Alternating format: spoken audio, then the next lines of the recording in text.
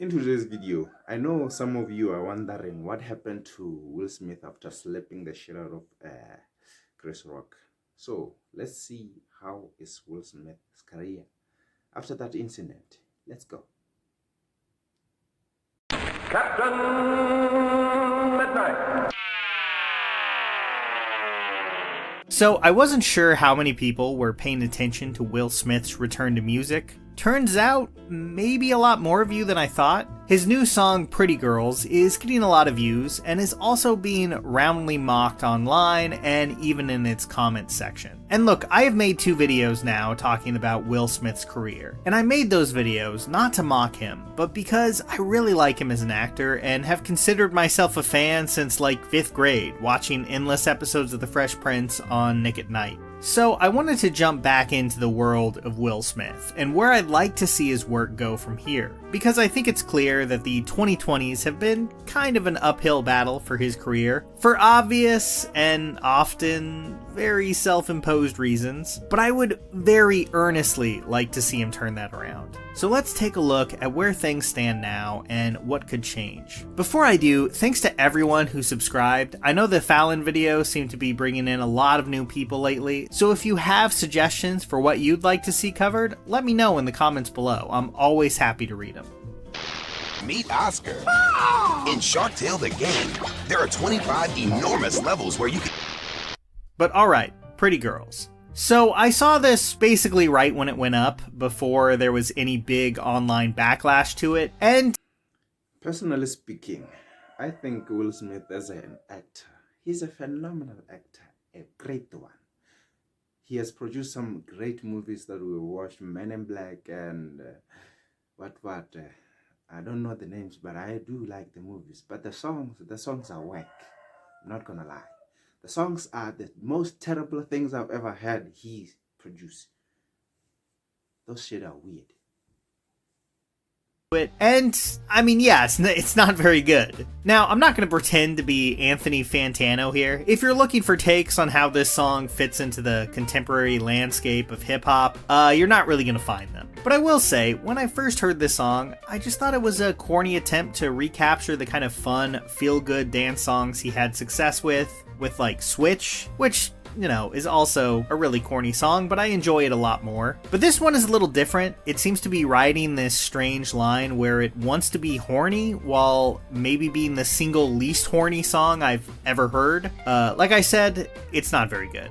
I'm not going to spend this whole video on Pretty Girls because I don't find it that interesting, but it does seem like an attempt to hold on to something and recapture the kind of fun, low-stakes hits he's had in the past, like Miami. His magnum opus there is definitely Summertime, and if I had one big criticism of Pretty Girls that goes beyond the surface level of this just being kind of an embarrassing music video to make it 56 years old, it's that it lacks any of Summertime's sense of specificity. That song effectively paints a vivid picture and a real sense of place, which really helps out those great vibes in a way that something more generic like this just can't manage. But really, Pretty Girls is maybe the least interesting of his recent music videos. He has this really odd video for Interior Barbershop, which he plays a bunch of different characters all weighing in on the state of his own career, none of whom will bash him to his face. And this is a much more interesting document. Same with his song with Big Sean,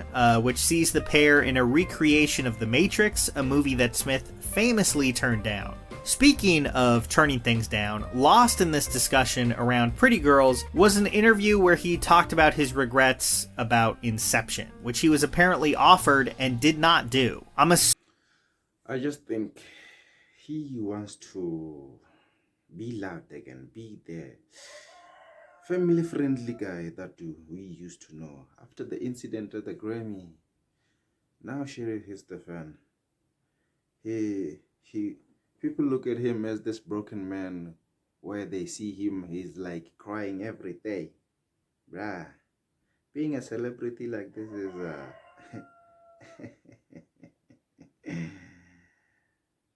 tragic. I'm assuming he was offered the Leo role, which I think clearly would have been huge for him. When I look at all these interviews he's doing lately and consider it alongside this recent album cycle, which feels a bit defensive in songs like Interior Barbershop, and trying to remind us all what we liked about him with Pretty Girls, which, let's be honest, feels like a past its sell-by-date holdover from his Fresh Prince persona, it paints a picture, at least to me, of an artist that's trying to figure out where he fits into this current landscape. And here's the thing, it's not like people have totally turned their back on his movies. They haven't. The Bad Boys series stuck with Smith after the embarrassment that was, the incident, and it paid off big for them. Bad Boys Ride or Die was a solid hit on a large, if not superhero-sized budget, so he still has a franchise going strong, and that's extremely hard to come by in Hollywood.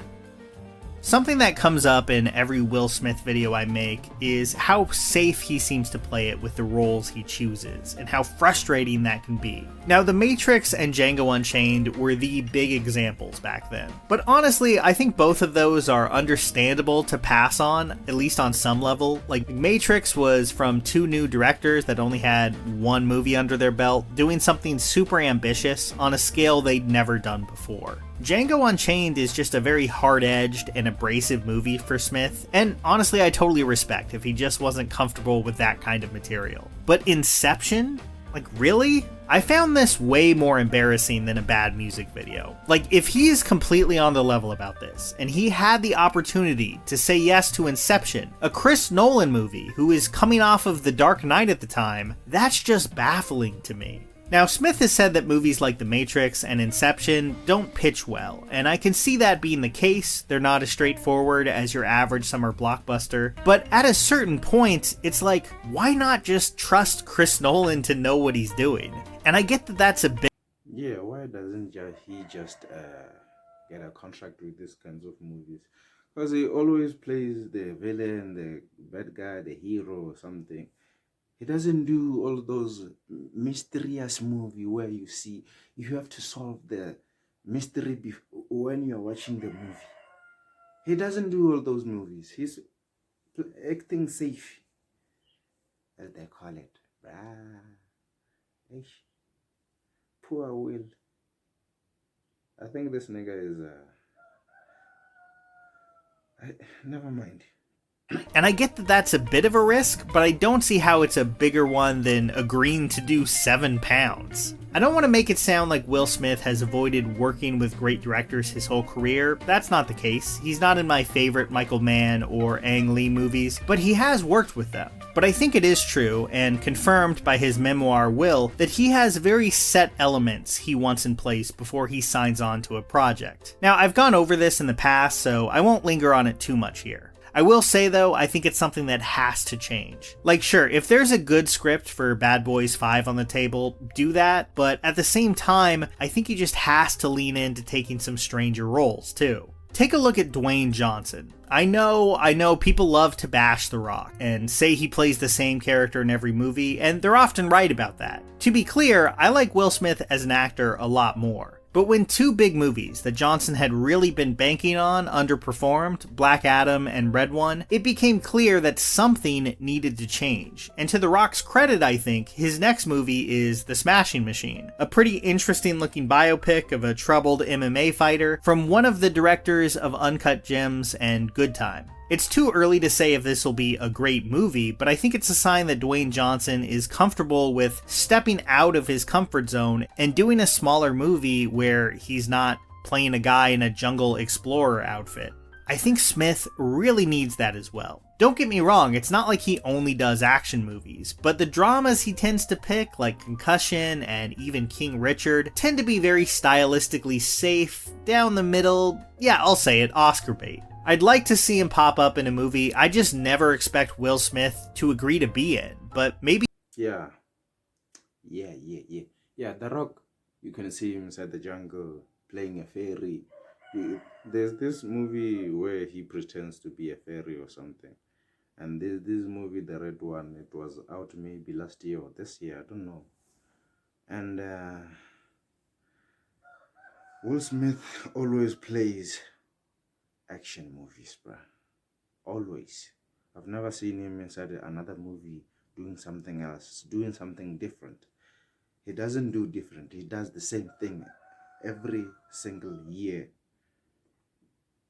He's playing it safe. There's no way that his career is going to progress. Or maybe, what if the contracts of action movies are no longer going to him? They're going to some people who are new. They wanna give new actors chances to make it in life, and then Will Smith will never ever get a new contract because of this whole incident.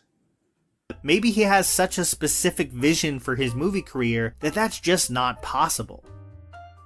Another factor here is what I'd call the William Shatner problem. Specifically, William Shatner as James T. Kirk in the first Star Trek movie. I won't go down a whole rabbit hole about this, like you can probably turn to Red Letter Media for that. One thing that's clear watching that movie is it's not comfortable acknowledging how much Shatner had aged since the 60s TV show by the late 70s. When you look at these recent music videos, and even the new Bad Boys movies to an extent, I think there's a tendency as actors age these days to try to just let them play it off like they're eternally, I don't know, maybe 36 forever. And yes, that is a lot easier to do now than it was in the 70s. But eventually, I think it does catch up to you, and I don't think it's something that actors should run away from. And when the next Star Trek movie acknowledged Kirk's age and built that into the narrative with Wrath of Khan, it worked incredibly well and helped kickstart a successful new era of Shatner's career. Because Star Trek II didn't try to deny what was plain for the audience to see, that time had gone by since 1968, and that had an impact on who Kirk was as a character and who Shatner was as an on-screen presence.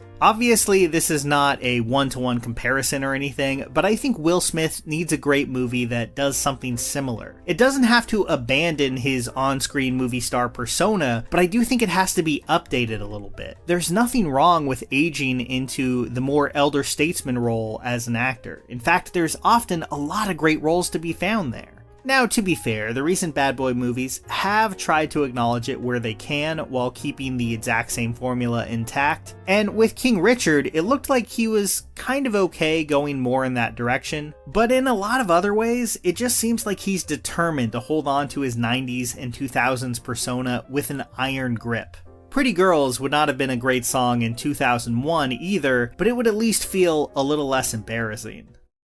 I don't mean to sound too harsh, it's just really strange to watch a video he put out last year, The Truth About Making Music Again, where he alludes to all these big changes in his life and his mindset that inspired him to want to make more music, and how, quote, truth started pouring in from all angles, and for the result to be songs like this. Music with really absolutely nothing to say. Like, it's not a huge deal, but it's clear, at least so far, that he doesn't really want to open up about his personal life that much on this album, beyond songs like Interior Barbershop, which are mostly about his public image. And look, I really try to stick to people's work and not their personal lives in these videos. It's just so much of this music seems to be dancing around that stuff without outright confronting it, which I guess is fine, it's completely his choice to make, but it also makes for a very strange listen, as the songs he's released so far kind of bounce back and forth between generic love songs, poppy dance music that he's a little bit too old to pull off, and stuff like Interior Barbershop where he's acknowledging the slap without giving us any more insight into it. It's just a really odd mix, and I will be a little surprised if the final release is that well received. I mean, maybe I'll be wrong. I kind of doubt it though. In the end, I'm a lot more interested in Will Smith the actor than Will Smith the musician, and I hope he's able to lock down some roles, even if they're in smaller movies, where he can express a lot of these feelings through acting, where I do think his range is underrated. He has a few things in the works, like I Am Legend 2 and a crime film for Netflix, but I really hope there's still something big and different down the line for Will Smith, because he's at a really fascinating point in his film career, and I do think all he needs is the right director and the right script to tap into that. Personally, I think that actors who make music, it should be the exceptional one to execute the music career, because some of us know you as an actor. We know you because you do movies or do something, but if you try to switch up and do it with music instead of acting, you're going to be we are going to be looking at you so weirdly because we don't know if your songs are bangers or what. Because some of the actors that I know, Idris Elba, Ludacris, and who else? Yeah, and Will Smith. Will just include him in this analogy. I think their music, I like them as actors, but I don't like them as musicians because their songs are so out of touch because I don't understand anything. Those motherfuckers know how to act, but I think they know nothing about singing. They should just leave music alone and focus on acting cause yay, it's getting out of hand because nowadays it's like everyone who thinks they can sing just go into the studio and release a song and then it's out and then yay, we are going to sing to it. Nah, bro, it ain't working like that. So guys, this is the end of the video. If you like the video, please like, comment, share, and subscribe. Posting a video every day. Peace out. Algag.